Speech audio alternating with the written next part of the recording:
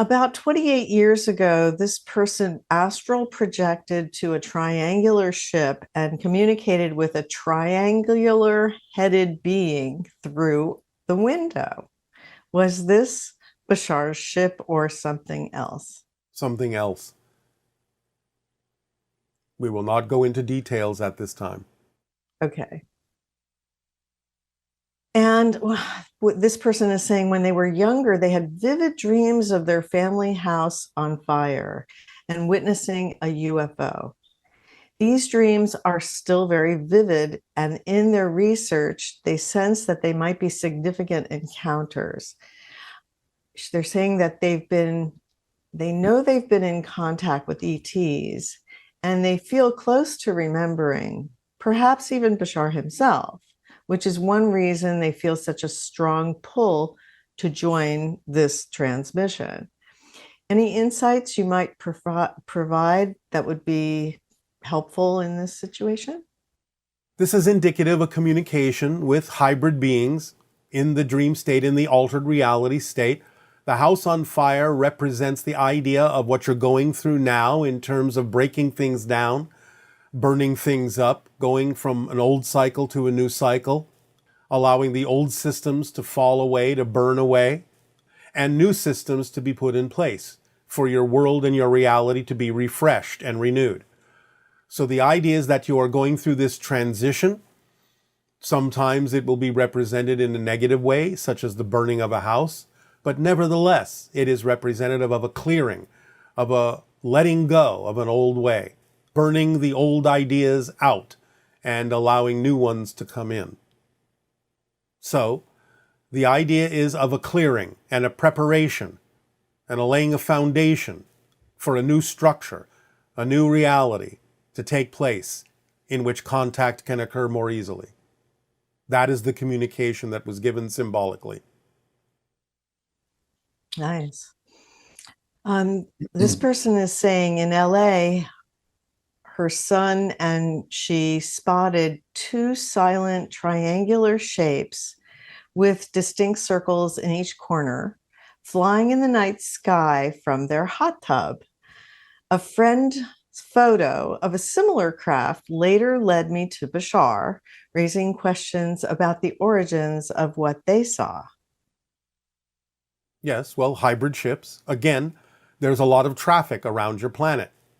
When you expand your consciousness, especially in a relaxed state, such as you achieved in your hot tub, a meditative state, your senses can then become more keenly aware of things that are going on around you that might have been invisible to you before until you allowed your vibration to raise by being in a more meditative state, which then gave you the ability to see some of the traffic that is moving around your planet all the time, especially the hybrid ships, since they are very close to the vibration of open contact, since it is the hybrid children that will be coming to live among you. Okay, and here's another one. This person says, I had a fascinating flying vehicle encounter in October of 2023 in New York City. It happened around 7 a.m. in Manhattan near the 14th Street Union Square area. I was out grabbing a coffee before work when, upon crossing a street, I noticed out of the sheer corner of my eye an object flying rather unusually low in the open between the buildings. It appeared large, silent, at a distance. I noticed that it happened to be heading in the direction of my workplace right before it disappeared from view behind the buildings. A block away from my workplace, I decided to stop and see if I could get a good look at what it was. Well, lo and behold, I did, only this time it then hovered and stopped in the open space as if noticing me noticing it and stopping by to say hello. If what I perceived was in fact extraterrestrial, may you share with me who that pilot was that was piloting that ship and where they from and anything more you can tell me about that? It is a Yael craft. They did notice that you were noticing them. Having the coffee is symbolic of waking up And they were basically recognizing that you were waking up enough to be able to perceive their ship, which was out of phase with your reality, and yet you saw it anyway. And so they noticed that. Their message, in a sense, was good morning. You are waking up. This person is saying, I'm a science fiction fantasy author, and I'm always wondered if the worlds and characters that run around in my head are as real as I am, or are they only real as this reality? I have a hard time defining the world as an illusion because to me, illusions are fake and fake is meaningless or a lie. Would it be safe to view the world as more malleable and less fixed than we humans currently view our experience of it? Yes. And again, you can have a different definition of the word illusion. It is not meant in the term to be fake. The idea is perhaps more auspiciously used as a projection of consciousness rather than illusion, if illusion doesn't work for you as a term. So a projection of consciousness can still create a virtual reality for you, and the meaning in it is what you put into it. The experience of it is real, and it gives you lessons, it gives you knowledge, it allows you to expand, it allows you to learn, it allows you to grow. So in that sense, the so-called quote-unquote illusion is useful as a tool, if you think of it that way, but perhaps it would be easier for you to use it in the term projection rather than illusion. The idea is that the imaginings are real in their own right to some degree in a variety of ways. It doesn't mean they have to be as concrete as you find your reality to be. But many of them may be, or they may be very close representations of a quote-unquote real solid physical reality. They may be slightly different than you imagine them to be, but they could be close. Nevertheless, everything is real in some context, even if it's only real as a story. It's still real in some way, shape, or form, even if it's not literally played out physically in some parallel version of reality. So maybe one of the ways to relate to this is the idea that since it's a projection of consciousness, it's more malleable Yes, and it has more plasticity than we were originally taught. yes, And similarly, whatever you experience is relevant to what you need to experience. So it, in a way, it doesn't matter if it's quote unquote real or not. Like, yes. for example, they found that if a person observes another person being hurt in a way that is designed to make the person think it's happening to them, their subconscious cannot distinguish between what is really happening to them and what they are just simply observing. Yes, but you are choosing a very complex psychological example that is beyond what this person was intending. The idea is to look at it more from the science fiction point of view. For example, in your Star Trek, you have the character known as Mr. Spock. As we have discovered, we have never found yet the idea that beings that look exactly like them, what you call the Vulcans, physically exist, but the representation of Mr. Spock is that he is a hybrid. Hybrids exist. The idea of what you call the non-interference directive, the prime directive in Star Trek, where certain civilizations that have not evolved to a certain point are allowed to evolve to that point before they are contacted, that is an actual thing that exists in many civilizations, including ours. So the idea is that there can be a mix of things that do have concrete reality to them, physically speaking. There can be some things that are real in the sense that they are symbolic representations of other concrete realities, though the representation itself may not be literal. And there are some things that are simply literal as stories. And that doesn't make them any less real because they are real stories. But they're not necessarily concretely, literally real in the physical sense that you understand physical reality experiences to be. But anything you can imagine in some context is real, because you cannot imagine non-existence. You just have to be able to discern the context of the thing that you're talking about to know the difference between something that exists as an actual concrete physical reality and something that exists as an idea that's still real as an idea, but is not necessarily concretely literal.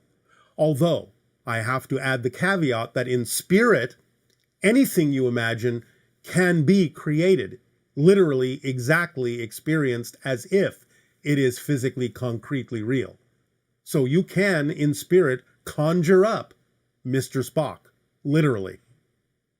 And a being can take that form for you and represent it for you, and you can interact with it as if you are interacting with a literal being that is known as Mr. Spock. But that's taking place in an extremely malleable reality such as spirit, where anything you can imagine can be manifest out of spirit material, so to speak. But it is not literally physically concrete in the way that you're experiencing physical reality now.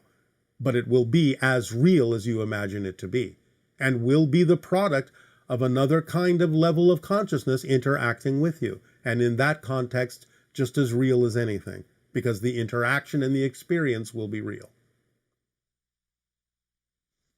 It's fascinating. Yes. And this person is saying they would like clarification on these two seemingly opposing ideas. One is that everything is a reflection of ourselves. And two, I hear you say sometimes to not take people's reflections personally because it has nothing to do with you. And it's just a part of their own journey. Can you clarify that? Yes. Remember that you are experiencing your version of other beings. It doesn't mean they're not real. It's just that you're creating your simulational representational image of them and interacting with that. So what you are interacting with is your creation, but that doesn't mean you've created the actual being, the actual consciousness. The consciousness is real, and you're interacting with a real consciousness, but you're interacting through the filter that you're capable of manifesting that is the best representation of them that you manifest out of your own consciousness, out of your own energy, as an interface, so to speak.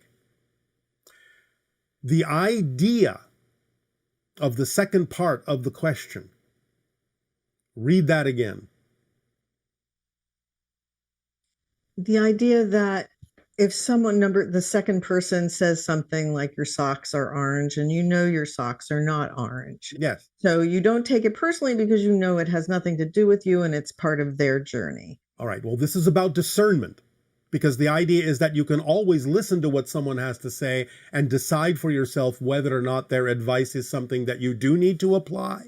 And that's why they have been attracted into your reality, because there is a lesson there for you. There is information there that would benefit you if you applied it in your life. But you also get to discern whether or not that's true. And therefore you can, if you are honest within your own self-investigation, know the difference between whether or not somebody that's been attracted into your life and says certain things to you is actually having information that would benefit you, or whether you simply have attracted them to be of benefit to them in some way, shape, or form, by understanding that what they're saying to you is not your issue, but theirs, that you could perhaps help them with by giving them another alternative way to look at what it is they are going through. So they're still in your life because you attracted them, but you may have attracted them to be of assistance to them in changing the way they're looking at things, rather than them having information that would benefit you. But you have to give yourself the opportunity to decide which it is. You have to have honest self-recognition and self-awareness and self-discernment as to whether the information is for you or for them, or maybe both. Okay, and this question is about assisting those in despair. How would you help someone who says that he or she wants to die? This person says they work every day with people who have lost their illusion in life. All right. We're going to keep this very simple. Tell them to lie down on the floor or on the bed, close their eyes, and say they are ready to leave, and have them count to 10. If they can still open their eyes when they get to 10, they're not ready to leave. They are here by choice. And if they truly were done with their lives, they would have left. They would have died in that moment. That's all it takes. You don't have to have any other kind of assistance if you're really at your timing to leave. So if they can still count to 10 and open their eyes, that's their first clue that they're not ready to leave. They have not finished what they came to do. So that's an easy way to tell whether you're ready to go, whether you're really ready to die, whether you're really ready to wake back up in spirit, or whether you feel you still have something to do in physical reality that can then give them the sense of looking for what that is, finding their passions, finding their interests, not being so hard on themselves, not judging themselves so harshly, so negatively.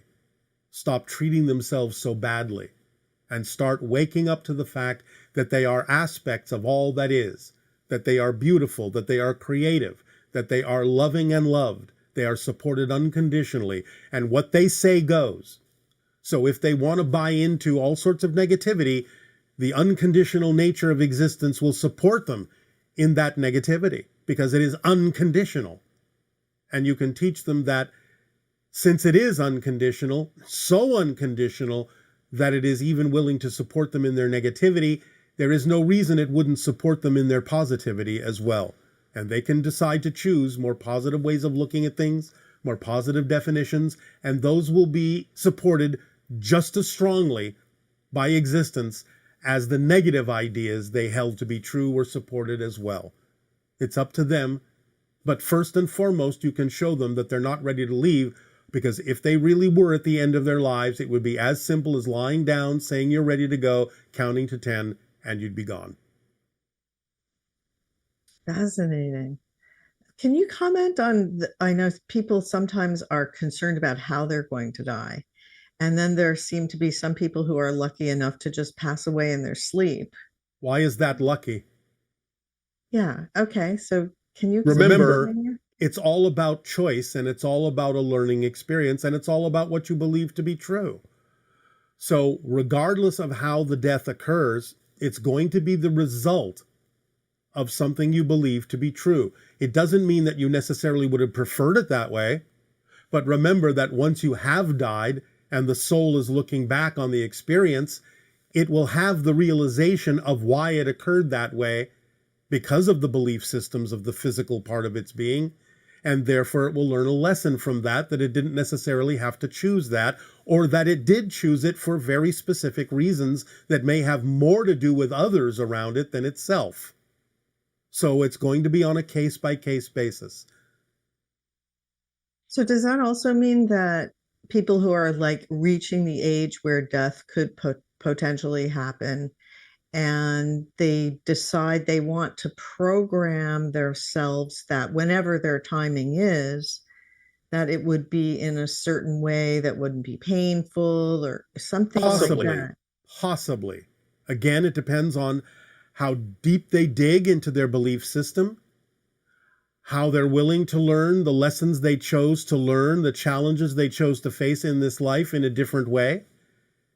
They have the option of doing it that way, but that implies that they've learned something about their ability to create their reality.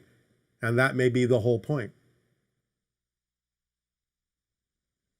Okay. And so people who have a lot of fear of death, there seems to be two parts to it. One of them is the idea that actually this is coming from the near death experiences. People have this wide variety of experiences, but it's all really based on their belief systems, right? At first, yes. But again, initially, when the belief system manifests when they are non physical, they still get the opportunity to decide whether or not they prefer to continue to experience that or change it. And again, in non physical reality, if they decide to change it, the change will happen instantly with no time lag. So they will learn immediately that it was the product of their belief system as to what they experienced upon the moment of their death. And yet, a lot of people, when they come back from a near death experience, they don't seem to understand that. They're just convinced that the way that they experienced it is the way that it happens, or something, or that it validates what they believe about reality. Again, this may be true for some people, but many more people are beginning to learn the malleability of the experience in the near death experience, what is common and what is not, and what is personal and what is general. They are beginning to learn. Again, like anything, you need to have a large amount of data to sift through to understand where the personal aspects are and where the collective aspects are that are common to most.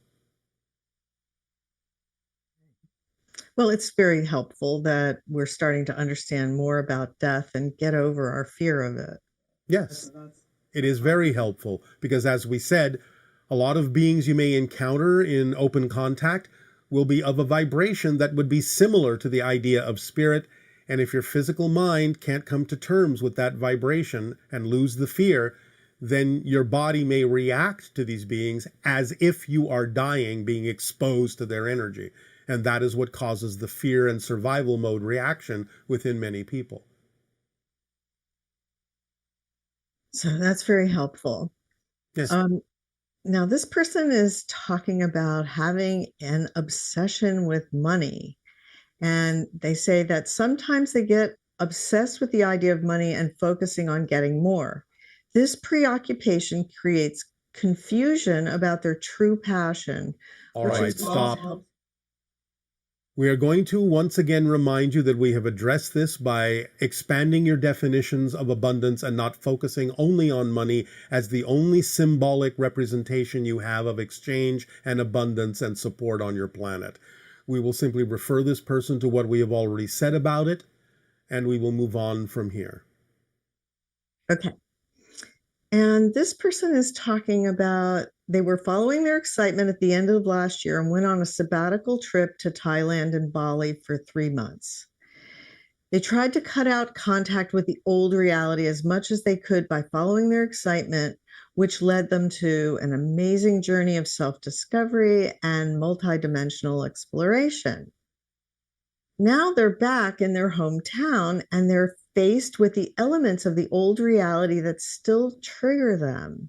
Then they're still reacting the same way, and they have not brought the Bali experience home with them. They have not stayed in that vibration for their own reasons.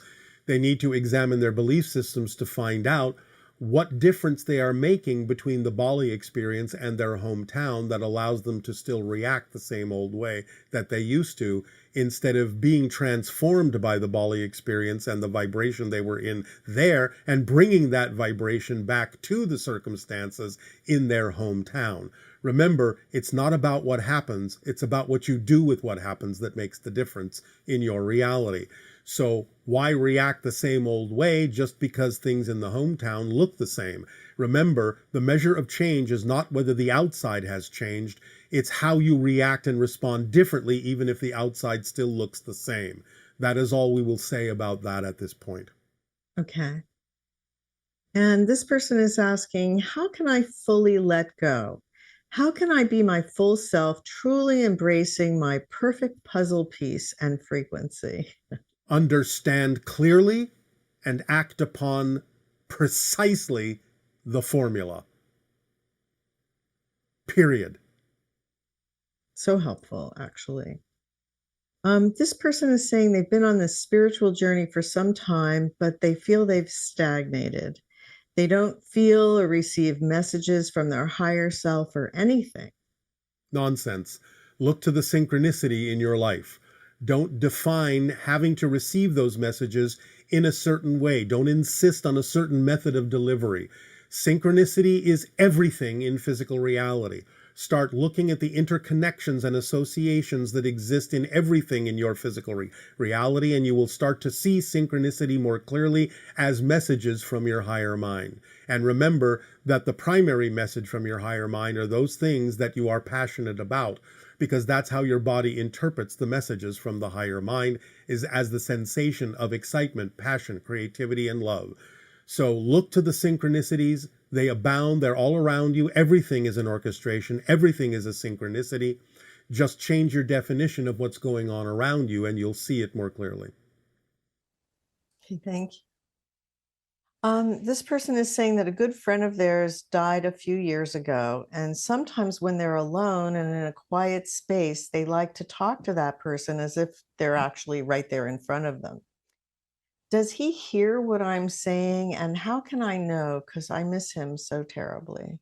Just know that he does, because it's easier for spirits to hear you than it is for you to hear the spirits. Remember, the idea is that they are now unbounded from time and space, and therefore, talking to them, they get it, and they can be there with you. So you just have to open up to the understanding that they are, and you will begin to perceive them. But again, you have to raise your vibration to be more sensitive to the fact that they exist.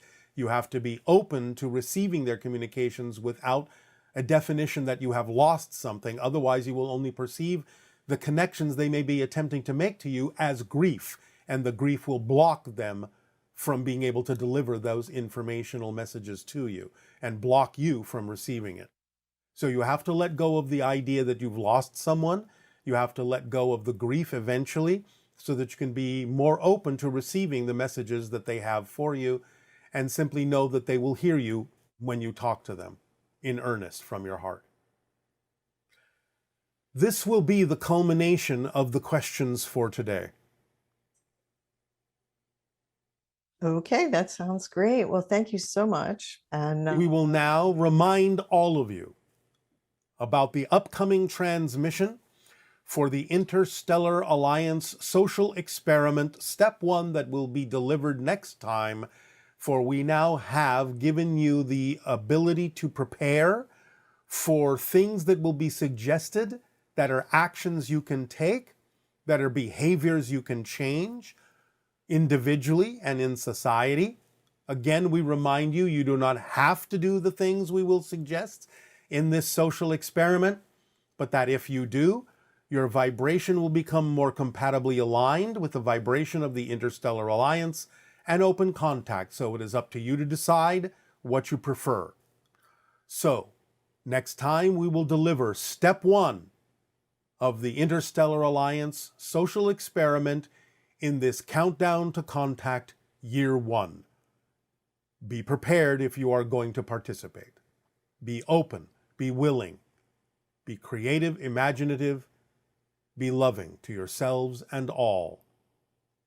Be connected, be aware, be awake.